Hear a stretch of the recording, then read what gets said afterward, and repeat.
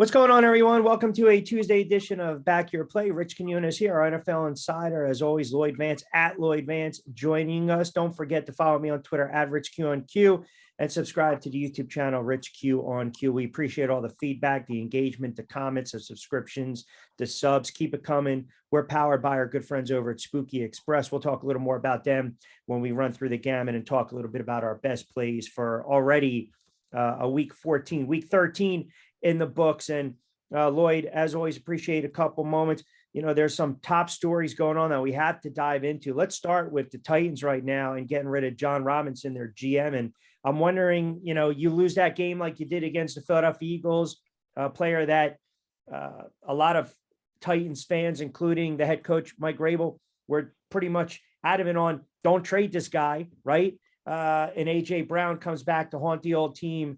And boom, like that, Robinson's out of a job, even though he had success with the Titans. Is this a panic move, or does this move surprise you?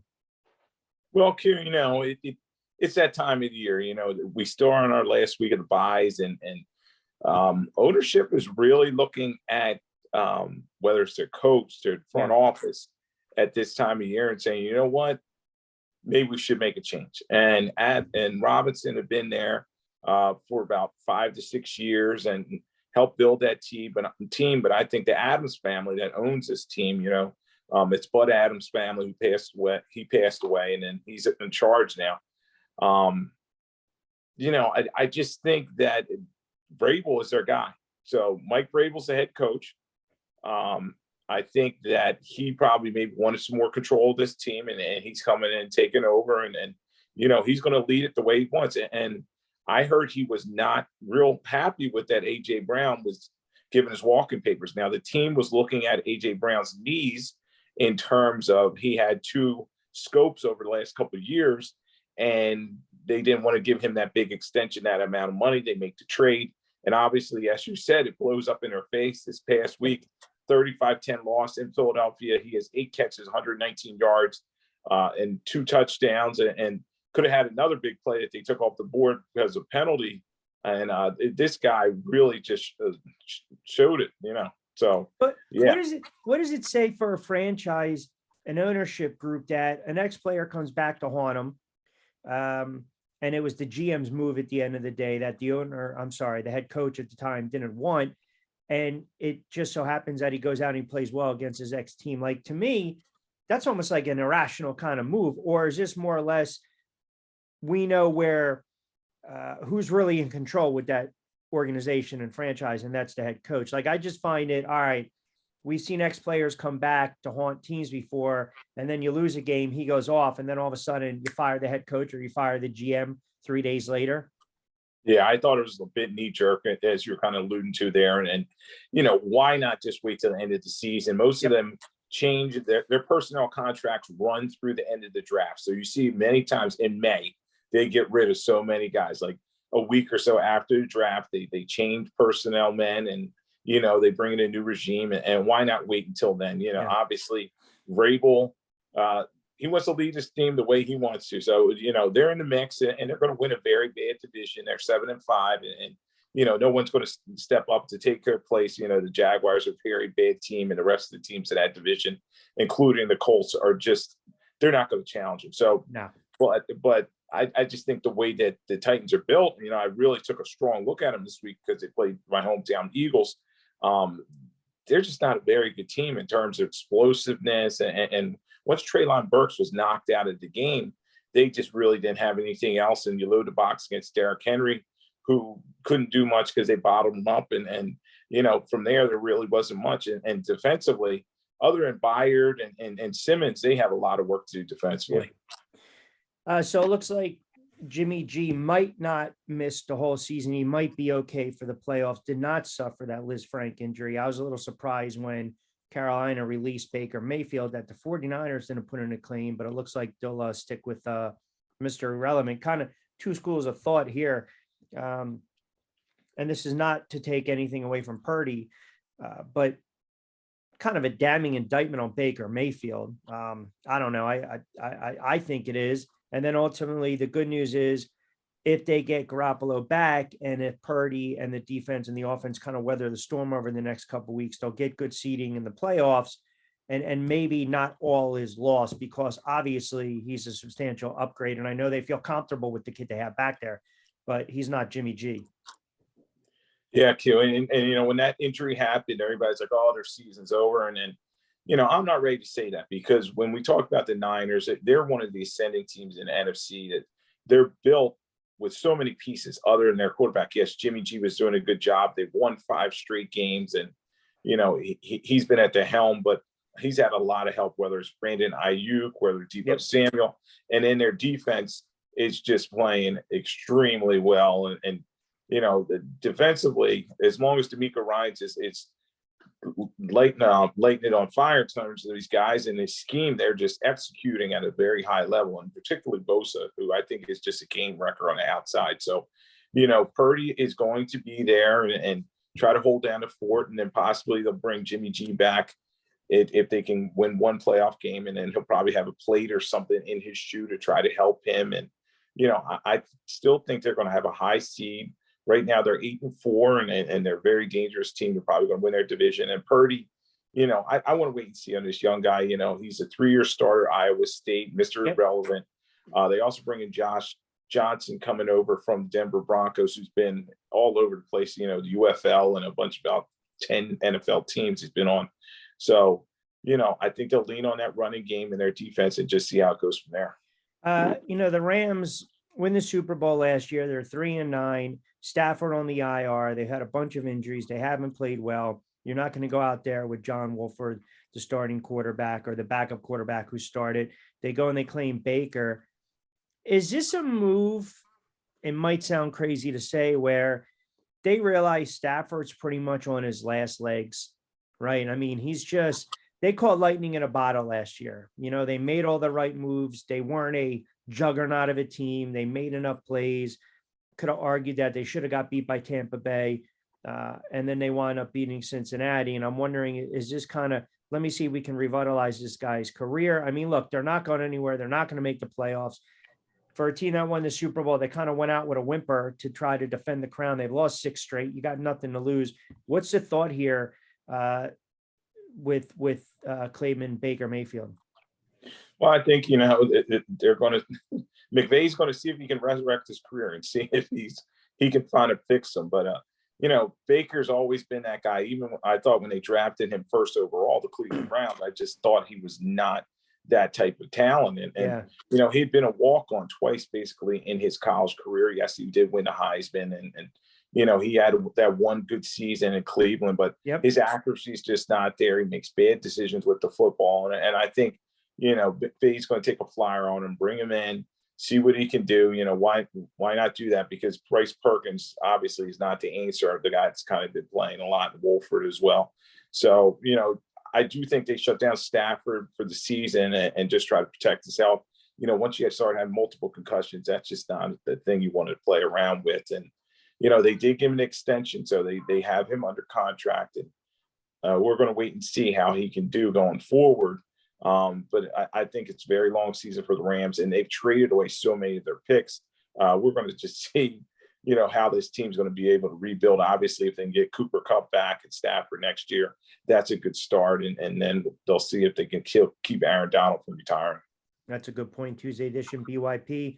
Rich Quinones here. Lloyd Vance joining me for a couple moments. Lamar Jackson, PCL sprain week to week. You already saw the drop of the line now in favor for the Pittsburgh Steelers. All of a sudden, a big game, really for the Steelers, not the Ravens, so to speak. They're 8-4, 4-2 on the road. They're laying 2.5. They're getting 2.5 against a team in Pittsburgh that's all of a sudden starting to win a couple games. Kenny Pickett's not turning the ball over. They're in the hunt, in the mix, so to speak. But look, I mean, without Lamar Jackson, that offense is pretty stagnant. And it's unfortunate because if you think about it, they blew 3-4 games this year. They could be an 11-2 team, 11-1 if you think about it, 11 and definitely 10-2. Instead, they're 8-4. They're in a good spot. That's another team that's going to have to weather the storm a little bit, but you saw the swing in the points now in the Steelers' favor. Big game for both the team, but obviously for Pittsburgh, if they want to keep their slim playoff chances alive in the AFC. Yeah, when you look at the Ravens, they lost Queen as well defensively. So they've been living on edge, as you said, Q. They have a quality win against the Jets week 1, and they've also beat Cincinnati in week 5. But, there's a lot of deficiencies on this team, and we'll see, can they weather a storm? Yes, a 10-9 win over the Broncos. It's good. It wins the wins, but that was an ugly game. I watched a lot of that game, and offensively, they just couldn't do much. That was even before Lamar Jackson got hurt in the game. And, their running game is just not as vaunted as it used to be. I know Ronnie Stanley and a bunch of the guys up front are a little beat up. And then you talk about this game this week in Pittsburgh.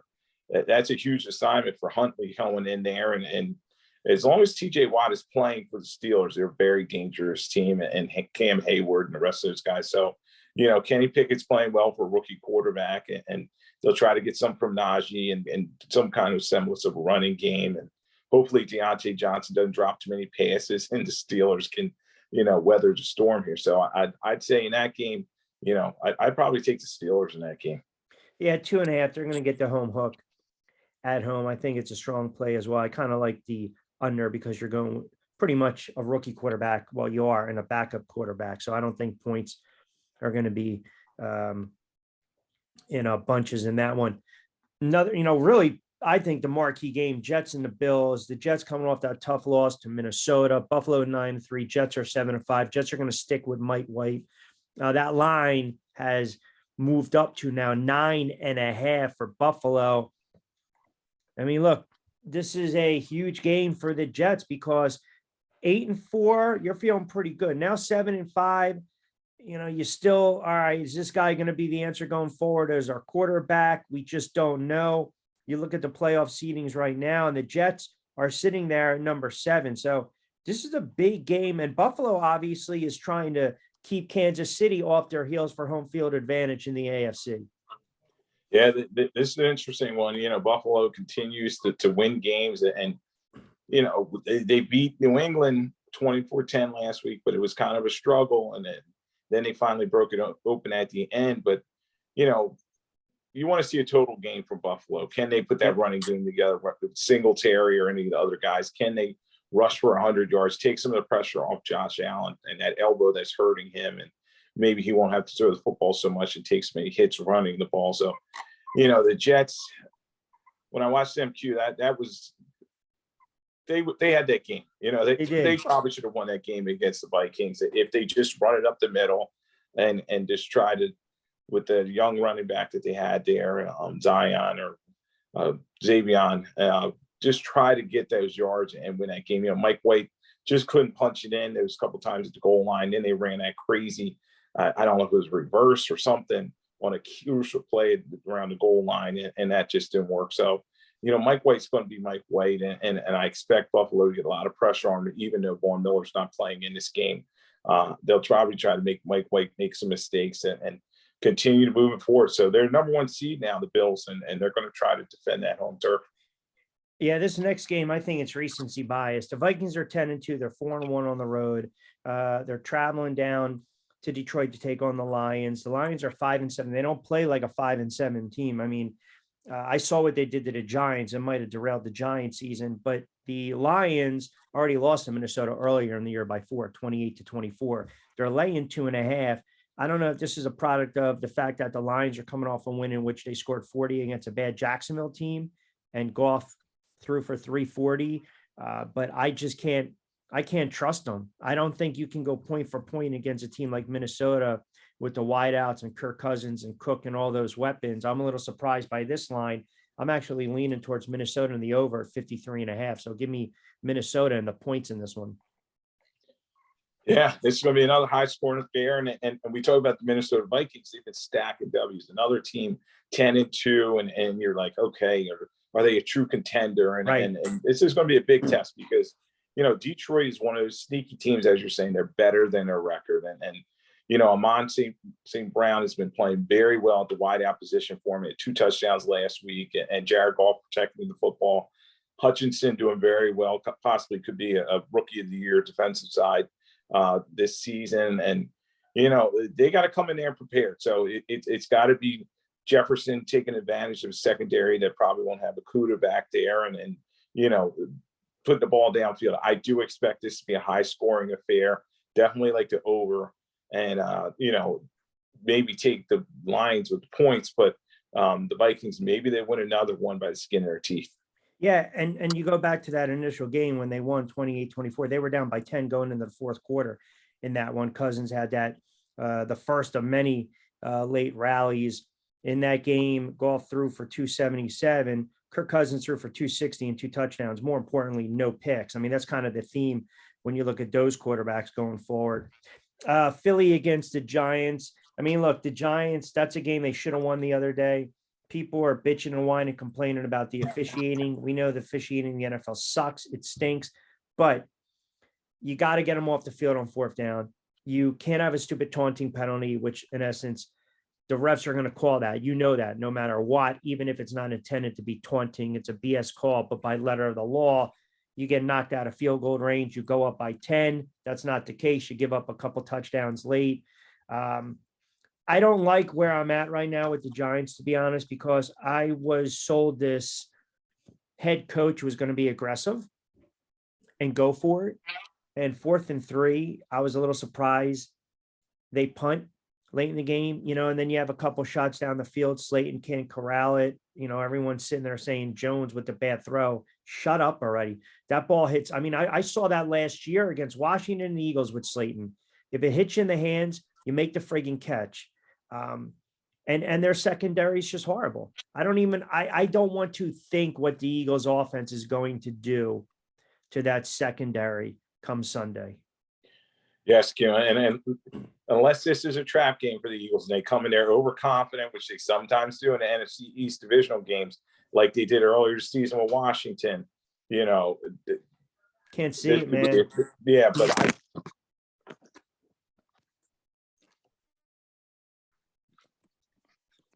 Look, Lloyd got so excited by that. He got so excited by that because I said I can't see, and he just tries to knock us right off air. Go ahead. You're gonna cut that out of there.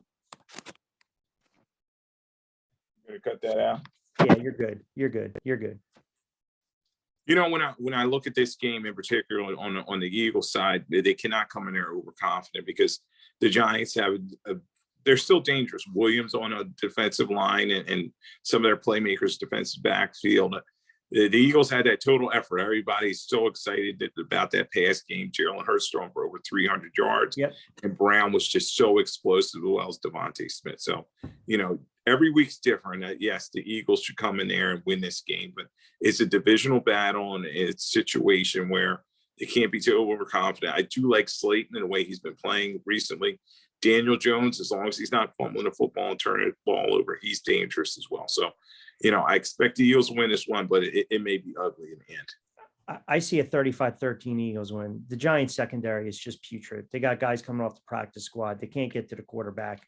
Line is 7 and might close at 8.5. The total's 45.5. If anything, play the over on that one. I think the Eagles are going to score. The following week is the game, right? The Sunday night game that they flex. That's pretty much a win and in. But look, I thought this year was all about just seeing what the quarterback was, the head coach, and if the running back could have a full season healthy. I didn't have any type of delusions of the playoffs, to be quite honest. So, and I'm just being real. I don't expect them to win Sunday against Philly.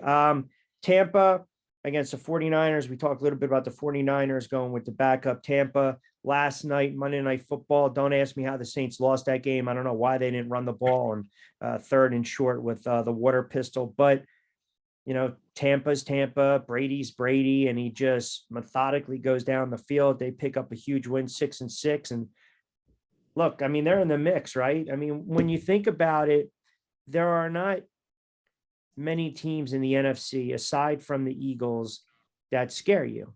So the only way I look at Tampa Bay and say it scares me is if all of a sudden, man, Brady starts turning back the clock and Father Time doesn't catch up to him. It's just, it's just you watch them and you just kind of marvel. But just like that, they're 6-6 and they're right there. I mean, they're sitting at 4th place right now in the playoff seedings. Yeah, Q, that was a huge win for them. I know they were still going to win the NFC South, which is a very bad division, another one. And But, they needed to get that W just to kind of get everything back in the right position. And it was an ugly watch. You could see Brady getting angrier and angrier during that game. He's making the faces and he's getting ready to start yelling at everybody. And then suddenly, the Saints snatched defeat from the jaws of victory. So, you're right. Andy Dalton missed some timely throws, and Dennis Allen and his coaching staff, the play calling was just terrible. Yeah. And then you talk about Mark Ingram running out of bounds and not getting the first down in the late stages of that game. That was huge, So, Tampa gets that win, and we talk about they're the former Super Bowl champion team of a couple of years ago, and they still have a lot of pieces there, in particular Levante David and Devin White, the great linebacking crew there. So, I think they can. A lot of these games are going to be close for them, and Brady's going to keep them in it. The young running back's been playing pretty well. The rookie they have there, as well as Leonard Fournette seemed to find the fountain of youth in that game. I guess he wanted the opportunity because he was watching the rookie play and he wanted his chance. So, they're going to San Francisco. Can they get this one done? And Purdy's going to see a lot of pressure. I guess Todd Bowles he'll send a lot of blitzes at this young quarterback. And then in terms of the other side of the ball, they're very beat up on the offensive line, particularly the Bucs. And you're going to Bosa and the rest of those guys, Fred Warner on that defense. They're going to bring their pressure as well. So, it should be a fun game to watch, and who's going to have the ball last. And obviously turnover is going to be a huge thing in this one.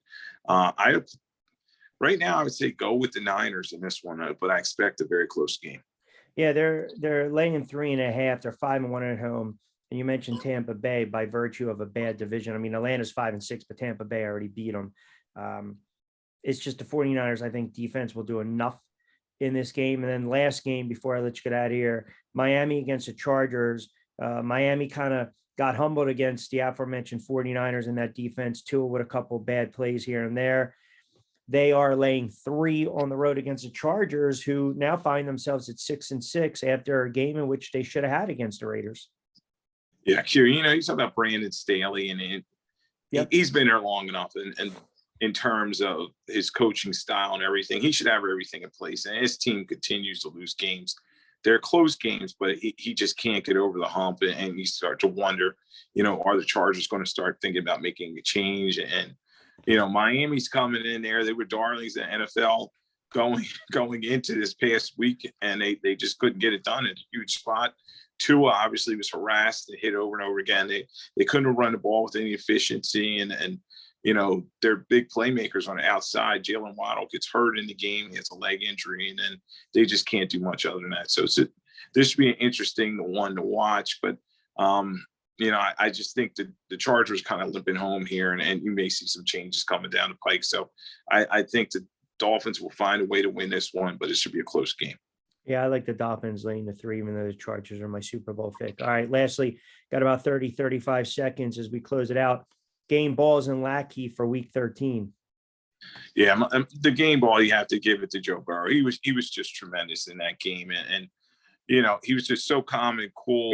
Yep. In the marquee game, they were up, they were down, and he just never gave in. And he outplayed Patrick Mahomes, who everybody's talking about his MVP. So huge 27-24 win for them. And Joe Burrow gets the game ball because he was the leader of that team. And the Bengals, as you talked about earlier, extremely dangerous. And right now they are behind Baltimore by virtue of head-to-head, but I think they may win that AFC North.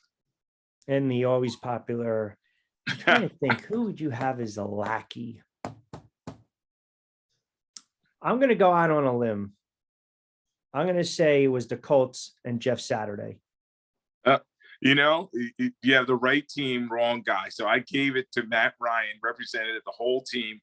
33 points allowed in the fourth quarter. Dallas run up down the field. And, I'm starting to hear from all my Dallas emailers and, we're back. We're going to win everything, and Matt Ryan's just not helping his cause. He's 38 years old and the wheels are coming off. He's the former MVP just doesn't look right. He has 3 interceptions in that game. He had another fumble. He leads the NFL in fumbles and the Colts are in an ugly situation. And I think Jeff Saturday, the bloom is off the rose there. And maybe they start looking at other coaches. I'm already hearing rumblings, maybe possibly they throw a lot of money at Jim Harbaugh coming down to Michigan. You know what? Let me keep you on for another minute, because for everyone that has listened to Lloyd joining me for the years, does a ton of stuff, former ESPN NFL network contributor also, and this is why I kind of wanted to go back, Black College Football Selection Committee. So Brandon and I, 2070Q, we talked about this last week with Deion Sanders, and I think there's this argument that he flat out sold out. There was a lot of back deals. And I said this, he went 27-5. He ripped through the SWAC. They went undefeated again. He's not going to be Eddie Robinson. He's not going to be Doug Williams. He's going to be Deion. And if you have an opportunity to get some of these high profile jobs, you're bringing the swag, the credibility. People didn't like how his comments were when he met with the Colorado players. I mean, this is just who Deion is at the end of the day. Your goal is to leave a place better than when you got there. So I have absolutely no issue. And Brandon pretty much echoed my sentiment as well. Where are you at with Deion Sanders? Do you think he hung Jackson State out, high and dry to take the Colorado job? Well, Q, it's a situation. You got to look at this. The resources are very tough at the HBCU ranks, and they're one AA school, and yes, they're making money off the classics and everything. But Deion brought a lot of things to the table as you're talking to Jackson State, bringing the HBCU game back on the front page of sports pages. Yes, during Eddie Robinson's day, he was getting a lot of the players because they didn't have the opportunities at the bigger schools, and that's what coaches do. I've known so many of these guys over the years, and they want to move up. They want to go to the bigger programs. They want the bigger money and all that. And I think he's leaving in a much better place than when he started. You're going to see other guys fall in his step. You see Eddie George at Tennessee State. You're seeing a lot of these other players saying, you know what, let me get into coaching, and maybe the HBCU ranks is a good starting spot for them. So, I don't begrudge him anything. And I talked with a couple of guys that are big in the HBCU game, and they all seem feel the same way, that yes, you got to go for the better opportunity when it's there. And definitely, I thought he did a good job in terms of recruiting and bringing players there, and a lot of attention. So it was definitely on the front page and on ESPN a lot more than it was in the past. And we'll see how it grows from here. All right. Excellent. Great stuff to close it out. Give Lloyd a follow at Lloyd Vance, and of course, our NFL insider for BYP. Pal, appreciate it. Have a good week. Enjoy the games. No sweats at all. We'll talk next week after the Giants lose by 18. We'll see how it goes, and maybe you'll be wrong. All right, that would be nice. All right, pal. Appreciate you jumping on board for a couple of minutes. So there you have it, my guy, Lloyd Vance. Give him a follow on Twitter at Lloyd Vance. And again, all our thoughts, insight, and bets brought to you by our good friends from Spooky Express. Check out Bet Online right now. Longest tenured online sportsbook. You can get up to 100% sign up bonus, crypto only today from Spooky. They've got wonderful key features, right? I mean, if you really break it down, mobile experience, highest credit card acceptance rate, fastest payouts in the business. Every gambler and bettor loves to hear that. 100% Bitcoin bonus, $20 free bet sports-wise, 100% casino bonus as well. So check those guys out. Part of the affiliate page on Spooky Express. You got my bookie as well. 50% free play up to $1,000 in casino chip is available. Use the promo code SPOOKY, SPOOKY, and then bet DIS. No other sports book has the rep. These guys do 200% initial bonus when you open an account right now. Promo code SPOOKY200. All right. Appreciate Lloyd jumping on board for a couple moments. Tomorrow, we'll get into it again, a little potpourri. We'll get into some boxing. Don't forget 27Q with myself, two-time Super Bowl champ, Brandon Jacobs. We're hoping to talk to Steve Gardner later in the week. A lot of movement in baseball. Also, how some of these signings affect the betting line and futures as well. So we'll get into that. As always, follow me on Twitter at Rich Q on Q. And as we always like to say, if you say it, play it. If you stack it, you're backing it. Have a good Sports Tuesday. We'll talk to you Wednesday.